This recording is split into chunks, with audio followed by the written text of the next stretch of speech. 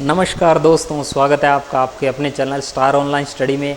और आज हम बात करेंगे संविधान की विशेषताएं। देखिए, इससे पहले हमने संविधान सभा के बारे में बात कर ली, उससे पहले हमने कांग्रेस की ऐतिहासिक पृष्ठभूमि या भारत के संविधान की ऐतिहासिक पृष्ठभूमि की चर्चा कर ली थी, और ब्रिटिश गवर्नमेंट में जो एक्ट आए थे उनके बारे में चर्चा कर ली थी। अगर वो आपने वीडियो नहीं देखी है तो प्लेलिस्ट में जाके वो वीडियो देख सकते हो। संविधान सभा की चर्चा हो गई थी, संविधान बन के तैयार हो गया था, 26 नवंबर को हमने अंगीकृत कर दिया था, 26 जनवरी को लागू ही कर दिया था। अब पेपर में बहुत बार है ना कठिन कठिन शब्द देकर यह पूछा जाता है कि भारतीय संविधान की विशेषता कौन सी नहीं है, चाहे स्कूल व्याख्याता है, वरिष्ठ अध्यापक है या रीट है। आजकल स्तर बहुत बड़ा बढ़ गया है, या चाहे सीईटी एग्जाम है, तो वहां पर क्या है कि प्रश्नों को इस तरीके से घुमा के पूछा जाता है, बड़े बड़े जो होता है क्या कि शब्द भारी भारी शब्द दिए जाते हैं, तो हमें पता नहीं चलता। इसीलिए मैंने इस पे एक वीडियो बनाने के बारे में सोचा, अपनी इस पे वीडियो बनाई जाए और हमें इस चीज़ का पता चले। तो चलिए हम बात करते हैं संविधान की विशेषताएं। इंडियन कॉन्स्टिट्यूशन है जो उसकी विशेषताएं क्या है, एक एक करके चर्चा करते हैं। साथ में नोट कर लेना, अगर नोट नहीं कर सकते इसकी पीडीएफ चाहिए तो टेलीग्राम के माध्यम से ले सकते हो, टेलीग्राम का लिंक मैं नीचे दे दूंगा। अगर अच्छी लगे तो लाइक करना, शेयर करना, सब्सक्राइब करना। चलिए हम अपनी आगे स्टोरी शुरू करते हैं। हमारे संविधान की सबसे पहली विशेषता ये है कि विश्व का सर्वाधिक लंबा और लिखित और सबसे बड़ा संविधान। भारत का संविधान विश्व का सबसे बड़ा और सबसे बड़ा लिखित संविधान है और सबसे लंबा। कैसे लंबा? इसमें 22 भाग है, 395 अनुच्छेद है, 12 अनुसूचियां हैं। इतना बड़ा विश्व के अंदर किसी भी देश का संविधान नहीं है। इसीलिए इसकी पहली विशेषता यह है कि विश्व का सबसे बड़ा, सबसे लंबा और लिखित संविधान है। अगर आपसे पेपर में यह पूछे कि विश्व के अंदर सबसे पहले लिखित संविधान कहां पर आया था, तो सबसे पहले जो लिखित संविधान आया था वो आया था यूएसए, संयुक्त राज्य अमेरिका में आया था। भारत का संविधान निर्मित संविधान है, जबकि यूएसए अमेरिका का संविधान विकसित संविधान है। अब हम बात करेंगे अगली विशेषता क्या है, विभिन्न स्रोतों से विहित। अब ये देखो, ये क्या पूछा है, विभिन्न स्रोत से विहित। हमें संविधान जब बना रहे थे, कल हमने ये चर्चा की थी कि संविधान के अंदर हमें जिस देश से जो चीज बेहतर लगी, लगभग 60 देशों का संविधान पढ़ा गया था, और उन 60 देशों के संविधानों में जो अपने देश के अनुरूप और अपनी देश की परिस्थितियों के अनुसार जो चीज हम ले सकते थे तो हमने लिया। तो विभिन्न देशों के स्रोतों से विहित मतलब अपनाया गया संविधान है। तो ये इसकी दूसरी विशेषता है, यानी दूसरे देशों से, जैसे हमने मूल अधिकार लिए यूएसए से, संघात्मक व्यवस्था हमने कनाडा से ली, संसदीय व्यवस्था हमने ब्रिटेन से ली, और आपातकाल हमने जर्मनी से लिया, संविधान संशोधन हमने दक्षिण अफ्रीका से लिया। तो इस तरीके से कई है जो हमने अलग अलग लिया। तो इसीलिए विभिन्न स्रोत से विहित हमारा संविधान है। ये संविधान की दूसरी व्यवस्था है, विशेषता है, माफ कीजिए। तीसरी, नम्यता और अनम्यता का समन्वय। अब इसका ये शब्द दे दिया, इसके बारे में अपने को पता नहीं होता। कहने का मतलब है ये लचीला भी है और कठोर भी है। लचीला कैसे है और कठोर कैसे है? संविधान संशोधन होता है, आर्टिकल 368 368 में 2 प्रकार के संविधान संशोधनों के बारे में उल्लेख मिलता है कि 2 प्रकार। आगे जब संविधान संशोधन करेंगे तो उसकी प्रक्रिया भी बताऊंगा। अनुच्छेद 368 में 2 प्रकार के संविधान संशोधनों के बारे में बताई गई है। तो ये हो गया कठोर, भी बड़ी मुश्किल से संविधान संशोधन होता है। अगर कोई सामान्य विधेयक है उस पर अगर संशोधन करना है तो उसे सामान्य संशोधन बोलते हैं, आराम से हो जाते हैं। इसका उदाहरण समझो। नम्यता मतलब लचीला कैसे है? जैसे सारे मंत्री इकट्ठे होके बोल दें, मंत्री क्या है, सभी सांसद इकट्ठे होके बोल दें कि जो एमपी है इनकी तनख्वाह 1 लाख से बढ़ा के 2 लाख की जाए, तो सारे हाथ खड़े कर देंगे और संशोधन करके उनकी वेतन बढ़ा दिया जाएगा। देखिए, भारत के अंदर एकमात्र ये एमपी है जो अपनी जो वेतन है खुद ही बढ़ाते हैं, ध्यान रखना। तो लचीला और कठोर दोनों ही है। जैसे जीएसटी है, या जैसे अभी ईडब्ल्यूएस का आरक्षण वगैरह, तो संविधान संशोधन वगैरह काफी जटिल प्रक्रिया से गुजरना पड़ता है। तो अगर कुछ छोटे सामान्य संशोधन है तो आराम से हो जाएगा, और कुछ विशेष है तो उसमें काफ़ी समय लगता है, तो इसीलिए लचीला भी है और कठोर भी है, जिसे हिंदी में नम्यता और अनम्यता के नाम से जाना जाता है। इसके बाद एकात्मक की ओर झुकाव के साथ संघीय व्यवस्था। देखिए भारत का संविधान, अगर हम भारत की व्यवस्था देखें तो इसमें 28 राज्य है और 8 केंद्र शासित प्रदेश हैं। तो यहाँ पर क्या है, भारत में संघात्मक व्यवस्था दिखाई देती है, लेकिन ज्यादा कंट्रोल कहाँ का है, केंद्र सरकार का इसमें कंट्रोल मिलता है कि जब आपातकाल जैसी स्थिति आ जाती है तो सारी शक्तियां किसके पास आ जाती है, केंद्र के पास में आ जाती है। तो इस प्रकार एकात्मक की ओर झुकाव है, लेकिन हमारी व्यवस्था कौन सी है, संघात्मक, संघ मतलब जैसे संघ बने हुए हैं। और इस तरीके से अगर हम अमेरिका की बात करें, यहां एक उदाहरण देखते हैं। अमेरिका के पहले अलग अलग क्या थे, राज्य थे, अलग अलग राज्य थे, 50 राज्य थे ऐसे, अभी 51 है जैसे भी है। तो ये अलग अलग थे। इन्होंने क्या, एक ट्रीटी साइन की, इन्होंने कहा अपने ऐसे करते हैं, केंद्र सेंटर बनाते हैं, यहां पर ऐसे करते हैं, एक ट्रीटी साइन करके इन्होंने एक केंद्र का निर्माण कर लिया था। ठीक है जी, तो ये एक समझौते का परिणाम है। जबकि भारत के अंदर क्या है, केंद्र ने क्या किया, अलग अलग राज्यों का निर्माण किया, प्रोविंस का निर्माण किया केंद्र ने। अच्छा, हरियाणा बनाना बना दिया, उत्तराखंड बनाना बना दिया, झारखंड बनाना बना दिया, इस तरीके से। यानी इन्होंने तो इस तरीके से बनाया और यहां पर इस तरीके से बना है। तो भारत में एकात्मक की ओर झुकाव है, लेकिन व्यवस्था कौन सी है, संघीय व्यवस्था है। यह हमारे संविधान की दूसरी विशेषता है। आगे हम बात करें तो हमारे संविधान की अगली जो विशेषता है वो है संसदीय संप्रभुता और न्यायिक सर्वोच्चता में समन्वय। देखिए हमारे भारत में संसदीय व्यवस्था है, संसदीय व्यवस्था है, संसद के द्वारा कानून बनाए जाते हैं और न्यायिक सर्वोच्चता, न्यायालय की सर्वोच्चता और समन्वय, यानी दोनों पृथक पृथक पाए जाते हैं। इनके अंदर किसी भी तरीके का कोई भी विरोध नहीं होता है। भारत में न्यायिक सर्वोच्चता पाई जाती है, ये संविधान की 5वीं विशेषता है। इसके बाद अगली जो हमारी विशेषता है वो है एकीकृत और स्वतंत्र न्यायपालिका। हम देखते हैं आर्टिकल 50 कहता है कि कार्यपालिका और न्यायपालिका का पृथक्करण का मतलब क्या है कि अनुच्छेद 50 के अनुसार पृथक्करण का मतलब है कि न्यायपालिका अपना कार्य स्वतंत्र रूप से करेगी।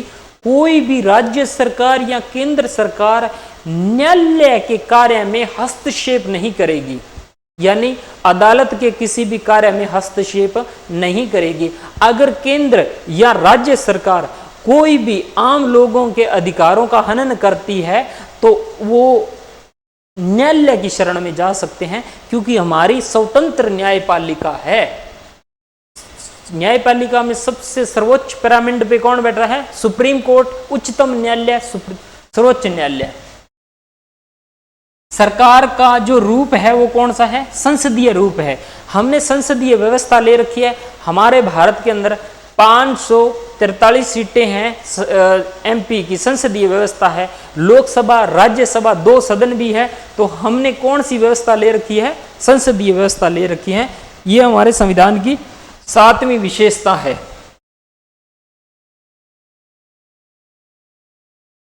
इस तरीके से हम आगे देखते हैं हमारे संविधान की अगली विशेषता क्या है। अगली विशेषता है हमारे संविधान की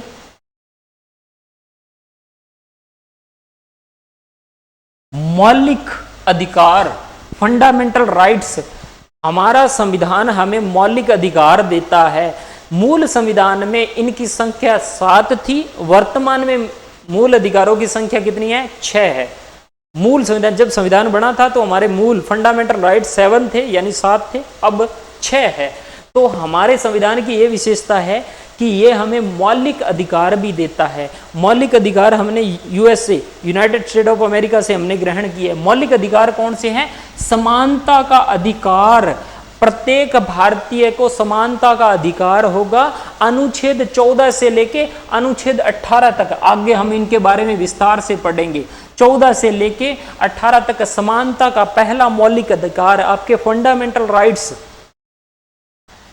दूसरा जो है स्वतंत्रता का अधिकार, आपको जो स्वतंत्रताएं दी जाएगी भारत में उनका उल्लेख अनुच्छेद 19 से लेके अनुच्छेद 22 तक इसका उल्लेख मिलता है। आप भाषण दे सकते हो, आप लिख सकते हो, आप किसी भी प्रकार का सरकार के खिलाफ विरोध प्रदर्शन भी कर सकते हो। बस नियम ये है कि वो उसके कुछ बंदिशें हैं उनके अनुसार है, यानी स्वतंत्रता है। आपको भारत में किसी भी प्रकार से आपको स्वतंत्रता का अधिकार है। ऐसे नहीं है जैसे चाइना की बात करें, वहां पर कम्युनिस्ट पार्टी है तो वो किसी भी तरीके से क्या है लोगों की आवाज बाहर नहीं हटने दे, लेकिन हमारे ऐसा नहीं है। हमने मूल अधिकार दे रखा है, फंडामेंटल राइट्स दे रखा है। इसके बाद शोषण के विरुद्ध अधिकार, बच्चों व महिलाओं पर अगर शोषण होता है उसके लिए भी शोषण के विरुद्ध अधिकार अनुच्छेद 23 व 24 में हमने मूल अधिकार में जोड़ा गया है ये चीज। इसके बाद जो अगला हमारा जो मूल अधिकार है वो है धार्मिक स्वतंत्रता का अधिकार। धार्मिक स्वतंत्रता का अधिकार अनुच्छेद 25 से 28 तक इसके धर्म से संबंधित, अगर कोई व्यक्ति अपने धर्म को मानना चाहता है तो राज्य उसमें हस्तक्षेप नहीं करेगा, किसी भी तरीके से रोकेगा नहीं। हम देखते हैं भारत व पाकिस्तान साथ साथ में आजाद हुए, लेकिन भारत ने अपने लोगों को किसी भी तरीके से धर्म से संबंधित बंदिश नहीं दी थी। हमने कहा राज्य आपके धार्मिक मामलों में आदेश नहीं देगा या किसी को कह सकते हैं मजबूर नहीं करेगा कि आप इस चीज को मानो। तो राज्य अर्थात सरकार की बात हो रही है यहां पर। तो धार्मिक स्वतंत्रता है। सांस्कृतिक एवं शिक्षा का अधिकार अनुच्छेद 29 और अनुच्छेद 30 में है। अपनी संस्कृति को बचाने के लिए और शिक्षा को बढ़ावा देने के लिए आपके पास मूल अधिकार है। तो आपके सांस्कृतिक जो आपके कल्चर्स हैं, आपके फेयर एंड फेस्टिवल्स हैं, उन्हें आप मना सकते हो, ये आपका मौलिक अधिकार है। इस तरीके से अब आप कहोगे ये हमें कौन रोकता है, हम तो मान ही सकते हैं। जैसे चाइना में अगर हम बात करें, अभी एक मस्जिदों वाला बड़ा चला था, उन्होंने क्या किया था, जो मस्जिदों का प्रारूप था ना, उन्होंने चाइनीज बिल्डिंग के अनुसार डाल दिया था। पूरी दुनिया देखती रही। 52-53 जो इस्लामिक स्टेट हैं उनमें से किसी ने भी आवाज नहीं उठाई, किसी ने भी नहीं उठाई, उनका रूप परिवर्तित कर दिएगा और उन्हें जो चाइनीज बिल्डिंग के अनुसार उन्होंने मस्जिदों का निर्माण वैसा करवा दिया था। लेकिन भारत में ऐसा नहीं है, जिसकी जो है वो उस अनुसार मान सकता है। अगला हमारा है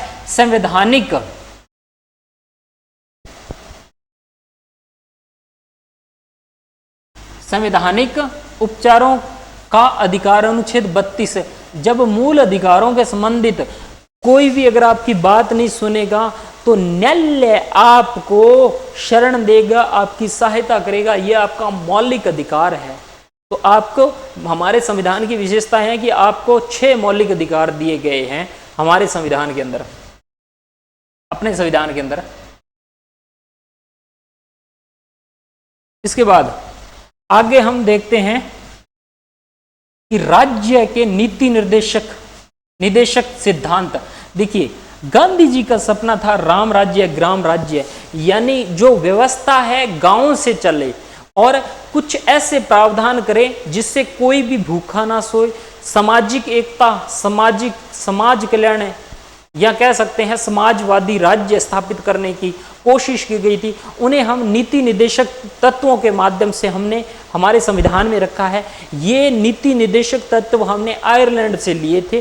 तो हमारे संविधान की विशेषता ये है कि हमने नीति निदेशक तत्वों को भी रखा है। जैसे SC ST OBC EWS को जो ये स्कॉलरशिप मिलती है, वृद्धों को पेंशन वगैरह मिलती है, विधवाओं को पेंशन वगैरह मिलती है, तो ये सारे क्या है, नीति निदेशक तत्व है। जो स्कूल में आपको ये जो ड्रेसेस, गवर्नमेंट स्कूल में ड्रेस वगैरह मिलती है या साइकिल स्कूटी वगैरह मिलती है, तो ये किस में आते हैं, नीति निदेशक सिद्धांत में आते हैं। ध्यान रखना, मूल अधिकारों का अगर आपका हनन हो तो आप कोर्ट में जा सकते हो, लेकिन आपके नीति निदेशक तत्वों का अगर हनन होता है तो आप कोर्ट में नहीं जा सकते। ये राज्य की इच्छा पर निर्भर करता है। अगर वो देने में सक्षम है तो दे सकती है, नहीं है तो नहीं दे सकती। उदाहरण के लिए ऐसे समझिए कि आप कह रहे हो कि मैं स्नातक कर रहा हूं, अभी BA सेकेंड ईयर या थर्ड ईयर में हो और आपकी स्कॉलरशिप नहीं आई, आप राज्य पर केस नहीं कर सकते कि इन्होंने मेरी स्कॉलरशिप नहीं दी, ये मेरा अधिकार है। नहीं, राज्य के पास अगर बजट होगा तो वो दे देगा, अन्यथा कोई जरूरी नहीं है, यानी ये बाध्यकारी नहीं है। तो कई बार पूछ लेते हैं मूल अधिकार क्या बाध्यकारी है क्या? बिल्कुल देने आवश्यक है। क्या नीति निर्देशक तत्व बाध्यकारी है? नहीं, ये बाध्यकारी नहीं है, राज्य की इच्छा पर निर्भर करते हैं। अगले हमारे संविधान की विशेषता ये है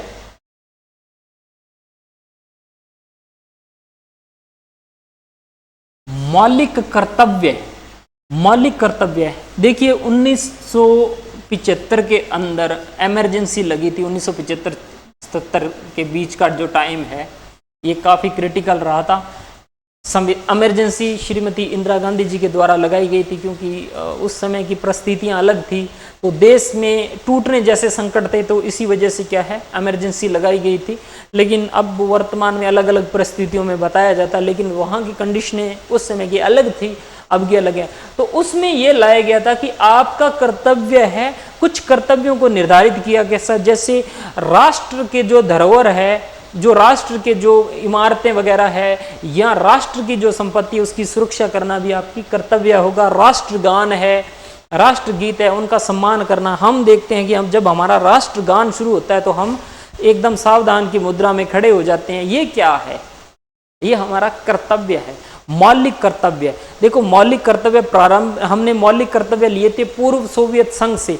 1976 के अंदर 42वां संविधान संशोधन किया गया था, उसके तहत हमने 42वां संविधान संशोधन किया गया था, उसके तहत हमने अपने संविधान में मौलिक मूल कर्तव्य जोड़ दिए गए थे। इनकी संख्या उस समय 10 थी और 2002 में हमने 11वां मूल कर्तव्य जोड़ा था कि प्रत्येक माता पिता का ये कर्तव्य है कि 6 से 14 वर्ष के बालक को प्रारंभिक शिक्षा, अनिवार्य शिक्षा दिलाई जाए। तो ये संविधान की विशेषता है। इसके बाद धर्मनिरपेक्ष राज्य, अगली जो हमारे संविधान की विशेषता है धर्मनिरपेक्ष राज्य। धर्मनिरपेक्ष राज्य का मतलब राज्य का कोई भी धर्म नहीं होगा, हम लोग स्वतंत्र होंगे। कोई भी धर्म मानने के लिए मेरी इच्छा हुई कि मैंने हिंदू धर्म को मानना है, मान सकता हूँ। मेरी इच्छा हुई कि मैं हिंदू नहीं रहना चाहता, सिख बनना चाहता हूँ, तो मैं बन सकता हूँ। अगर सिख की इच्छा हुई कि मैं मुस्लिम बनना चाहता हूँ तो बन सकता है। धर्म यानी राज्य किसी को आदेश नहीं देगा, राज्य का राज धर्म कोई भी नहीं होगा, राज्य धर्म कोई नहीं होगा। जैसे पाकिस्तान अलग हुआ 14 अगस्त को, 15 अगस्त को भारत अलग हुआ, उन्होंने अपना राज्य धर्म कौन सा बनाया? इस्लाम बना दिया था, यानी इस्लाम को मानना बाध्यकारी कर दिया था। तो जहां राज्य धर्म होता है वहां विकास नहीं करते। आप देखते हो यूरोपियन नेशंस देखते हो, यूरोपियन कंट्रीज देखते हो, यूरोप के जो देश देखते हो, अमेरिका देखते हो, इंग्लैंड देखते हो, या ऑस्ट्रेलिया देखते हो, न्यूजीलैंड देखते हो, तो यहाँ पर कोई भी राज्य का धर्म नहीं है, धर्म निरपेक्ष है। तो उन्होंने वृद्धि भी काफी की है। अब आ जाते गल्फ कंट्रीज आ जाते जहां पर इस्लाम का प्रभुत्व है, तो वहां पर क्या है, इस्लाम को मानना या उसके नियम कायदे मानना बाध्यकारी है। तो वहां पर उन्होंने ग्रोथ भी नहीं की। इसीलिए क्या है, किसी भी देश में अगर उन्नति चाहते हो तो सभी को साथ में लेकर चलना आवश्यक है। बगीचे के अंदर फूल जो होते हैं वो अलग अलग अच्छे लगते हैं, एक ही तरीके के फूल अच्छे नहीं लगते हैं। इसीलिए हमने क्या किया, अपने राज्य जो देश के अंदर धर्मनिरपेक्ष रखा, और ये 1976 के साथ हमने धर्मनिरपेक्ष शब्द जोड़ दिया। 42वें संविधान संशोधन द्वारा धर्मनिरपेक्ष शब्द को जोड़ा गया था। पेपर में बहुत बार पूछा है कि हमने धर्मनिरपेक्ष शब्द कब जोड़ा था। ये 42वें संविधान संशोधन द्वारा 1976 में जोड़ा गया था। हालांकि भारत का जब संविधान बना था तो उस समय भी हमने क्या किया था, कि अपने जो देश के अंदर कोई भी धर्म निश्चारित नहीं किया था। अब कुछ लोग हिंदू राष्ट्र की बात करते हैं कि हिंदू राष्ट्र बनाएंगे। मूर्खता है जी। हमारा जो देश है वो अलग अलग फूलों से ही अच्छा लगता है जी। कट्टरता जिन देशों में थी वो आज के टाइम में आप देख लो क्या हाल हो गए। पाकिस्तान क्या कंडीशन है, बांग्लादेश में जब आज़ाद हुआ था तो धर्मनिरपेक्ष था, और 4-5 साल बाद में इन्होंने इस्लाम को अपना देश का राजधर्म अनाउंस कर दिया था। तो जहाँ जहाँ है वो तरक्की नहीं कर पाई है। तो हमारे देश के अंदर अलग अलग फूलों का बागीचा ही अच्छा लगता है। अगर आपको ये अच्छा लगे तो लाइक करना, शेयर करना, चैनल को सब्सक्राइब करना। इसके बाद अगली जो है हमारे संविधान की विशेषता है वो है सार्वभौम वयस्क मताधिकार। अब इसमें क्या था कि एक निश्चित आयु के बाद 21 वर्ष की आयु के बाद, उस समय 21 वर्ष रखी गई थी और आज वर्तमान में 18 वर्ष की आयु के बाद में कोई भी व्यक्ति वोट दे सकता है, मतदान कर सकता है। जाति, धर्म, लिंग, आयु तो 18 वर्ष है, यानी ऐसे नहीं है कि अगर वो आयु की योग्यता रखता है तो उसे वंचित नहीं किया जाएगा, सभी को अधिकार होगा, महिलाओं को भी होगा। आप देखते हो कि यूरोपियन नेशंस है, बहुत से यूरोप के पहले देश थे जहां पर महिलाओं को अधिकार ही नहीं था। जैसे ही हमने आजाद हुए, हमने सबसे पहले ही ये काम किया, कोई ब्राह्मण, वैश्य, क्षत्रिय, शूद्र, किसी भी प्रकार का कोई भेदभाव नहीं होगा, सभी को अधिकार होगा, एक वोट एक मोल सभी के लिए रख दिया। भारत के प्रधानमंत्री का भी एक वोट काउंट होगा और आप जैसे, मेरे जैसे और आप जैसे लोगों का भी एक व्यक्ति का एक ही वोट काउंट होगा। तो हमने सार्वभौमिक वयस्क मताधिकार रखा था। इसके बाद हमने क्या रखा? एकल नागरिकता। हमने क्या रखा? एकल नागरिकता। हमने, हमारे संविधान की विशेषता है एकल नागरिकता। कश्मीर से लेकर कन्याकुमारी तक अगर हम बात करें भारत की, तो एकल नागरिकता है। किसी का पासपोर्ट पंजाब या राजस्थान के नाम से नहीं होगा, उस पासपोर्ट पे भारत गणराज्य लिखा होगा। तो हमने एकल नागरिकता रखी है। जैसे यूएसए के अंदर हम बात करें, अमेरिका के अंदर, तो दोहरी नागरिकता है। एक वहां के जो प्रोविंस है उनकी नागरिकता, और एक जैसे है वो जो अमेरिका खुद की नागरिकता। जैसे अगर बात करें, कोई व्यक्ति राजस्थान का है, उसकी नागरिकता अलग और भारत की नागरिकता अलग। लेकिन हमने क्या किया? ऐसा नहीं किया, हमने भारत की एकल नागरिकता ही रखी। चाहे वो अरुणाचल प्रदेश का है, चाहे वो गुजरात का है, चाहे तमिलनाडु का है, चाहे कश्मीर का है, वो भारत का नागरिक ही होगा।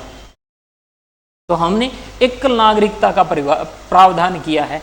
अब पेपर के अंदर आरएस है, स्कूल व्याख्याता भर्ती है, रिट है, कुछ भी सीएटी एग्जाम वगैरह में 4-4 लाइनें दे के पूछता है, इनमें से कौन है कौन नहीं है। तो इसीलिए इनका थोड़ा सा अच्छे से ध्यान रखना। इसके बाद हमने क्या रखा? स्वतंत्र निकाय। स्वतंत्र निकाय का मतलब स्वतंत्र रूप से कार्य करने वाले संवैधानिक संस्थाओं का निर्माण किया गया, जिसमें निर्वाचन आयोग चुनाव करवाने के लिए, संघ लोक सेवा आयोग भर्ती परीक्षाओं, केंद्र सरकार की भर्ती परीक्षाएं आयोजित करने वाली स्वतंत्र निकाय है, यानी यूपीएससी जैसी एग्जाम वगैरह कंडक्ट करवाती है। तो वो हमने क्या रखा? संघ लोक सेवा आयोग से रखा। तो ऐसी भर्ती जो स्वतंत्र निकाय है, इसके तहत राज्य लोक सेवा आयोग जैसे आरपीएससी जैसी संस्थाएं रखी है। तो ये क्या है? ये स्वतंत्र निकाय हैं, किसी के हस्तक्षेप नहीं है, संवैधानिक संस्थाएं हैं। इसके बाद अगला हमने क्या रखा? हमने रखा हमारे संविधान के अंदर आपातकालीन प्रावधान। इमरजेंसी लग जाए तो हम क्या करेंगे? हमारे संविधान की विशेषता है कि अगर राष्ट्रीय स्तर पर अगर आपातकाल लगता है, इमरजेंसी आती है, जैसे कोई बाहरी देश आक्रमण कर दे, जैसे पाकिस्तान ने किया था 62 की लड़ाई में, चाइना ने किया था 65 में पाकिस्तान ने, 71 में पाकिस्तान ने किया था, तब अनुच्छेद 352 के तहत आपातकाल लगाया जा सकता है। पूरे भारत में लगाया जा सकता है या भारत के कुछ ही क्षेत्र में लगाया जा सकता है। तो ये आपातकालीन प्रावधान है। अगर राज्य, मान लीजिए कहीं पर संवैधानिक तंत्र विफल हो जाए, यानी राज्यों का और केंद्र का कॉम्बिनेशन नहीं बैठ रहा है, अगर वो देश की संविधान के अनुसार राज्य नहीं चल रहा है, तो वहां पर भी राज्य आपातकाल लगाया जा सकता है। एकता स्थापित किए जाने के लिए इमरजेंसी लगाई जा सकती है अनुच्छेद 356 के तहत। तो राज्य आपातकाल अनुच्छेद 356, याद रखना, ये अनुच्छेद बहुत बार पूछते हैं। 352 राष्ट्रीय आपातकाल और 356 राज्य आपातकाल, इस तरीके से। और अगर भारत में पैसे की कमी आ जाए, वित्त की कमी आ जाए, तो हमें क्या करना चाहिए? तो वित्त की अगर कमी आ जाए तो हमें इसके लिए क्या है? वित्तीय आपातकाल भी लगाया जा सकता है अनुच्छेद 360 के तहत। तो 360 के तहत वित्तीय आपातकाल लगाया जा सकता है। तो भारत में आपातकाल लगाने के कितने प्रकार है? 3 प्रकार से आपातकाल लगाया जा सकता है, राष्ट्रीय आपातकाल, राज्य आपातकाल और वित्तीय आपातकाल। इस चीज का आप ध्यान रखना। इसके बाद में त्रिस्तरीय, अगली है हमारी त्रिस्तरीय सरकार। देखिए 1952 के अंदर 73वां 74वां संविधान संशोधन होता है। गांधी जी का यह सपना था कि भारत की जो व्यवस्था है वो गांव से चले, गांव से चले, यानी नीचे से ऊपर की तरफ चले। तो गांधी जी चाहते थे कि गांव में भारत की आत्मा निवास करती है, लेकिन संविधान निर्माता थे, उन्हें पता था कि भारत को अगर शक्ति संपन्न बनना है तो गांव से हम कुछ नहीं संभाल सकते। जैसे डॉक्टर भीमराव अंबेडकर जी केंद्रीकरण के समर्थक थे, जबकि गांधी जी विकेंद्रीकरण के समर्थक थे। तो अंबेडकर जी कहते थे कि अगर सरकार केंद्र की सशक्त होगी तो हम ज्यादा मजबूत होंगे। गांधी जी कहते नहीं, गांव में भी शक्तियां दी जाए।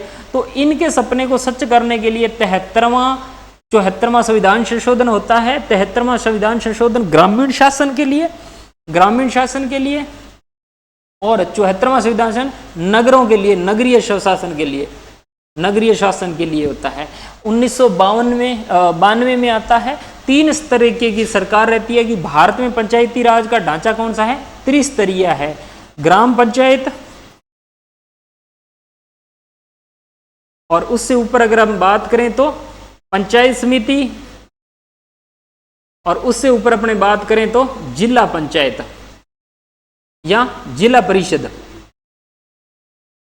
ठीक है जी। अगर हम इसी को और विस्तार से करें तो टॉप पर केंद्र सरकार, बीच में राज्य सरकार और नीचे ये पंचायती राज या ग्रामीण शासन, रूलिंग एंड अर्बन जो गवर्नमेंट है उसकी बात। तो ये त्रिस्तरीय ढांचा है। ये हमारे संविधान की विशेषता है जो मैंने आपको इस तरीके से कराई। तो इनको आप थोड़ा सा ध्यान रखना, ये संविधान की विशेषताएं हैं। भारत के संविधान के अंदर ये देखिए Indian constitution, constitution of India के अंदर ये चीज़ है, लिखित है, लंबा है, नियमितता, इसके बारे में थोड़ा सा विशेष रूप से ध्यान रखना। ये वाला पेपर में बहुत बार पूछा, कन्फ्यूज हो जाते हैं। इसके अलावा इसकी चर्चा की है। कोई भी डाउट हो तो आप कमेंट कर देना, आपको रिप्लाई मिलेगा। अगर अच्छा लगे तो लाइक करना, शेयर करना, चैनल को अपने मित्रों के साथ में बांटना, चैनल को जरूर सब्सक्राइब करना। जय हिंद, जय भारत।